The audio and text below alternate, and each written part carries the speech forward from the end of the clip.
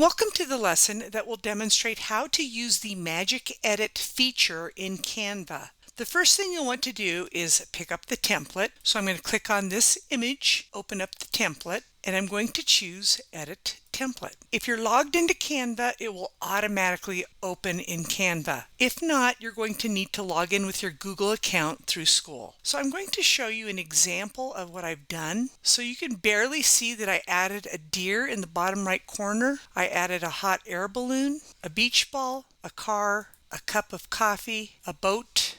I swapped off the images here with different drinks. I added a bowl of pasta, and I switched off the apple with a vase, and I added a bowl of fruit, and I added a little boy in the back of the bus. So you have these images already added. This particular one, you'll get to add your own images. If you do not like the images that I have here, you would want to swap them off with different images. So I'm going to go ahead and show you how to do this. So I'm going to think of an image that would allow me to add a cool image to the picture. So I'm going to Photos over on the left, and I'm going to type in a keyword to get me some images. So I typed in brick wall, and the intention is I'm going to add graffiti on that brick wall. I'm hoping it's going to work. If you use the Pro version and there's a watermark, use one that is not the Pro version. So I'm going to go ahead and drag this out to both images to swap them off. You just drag them and swap off the images. And then you choose that second example. You choose Edit Image in the upper left corner, and you click on the Magic Edit. And what I'm going to do is I'm going to brush where I want the graffiti. And I don't know if this is going to work. You might have to experiment quite a bit.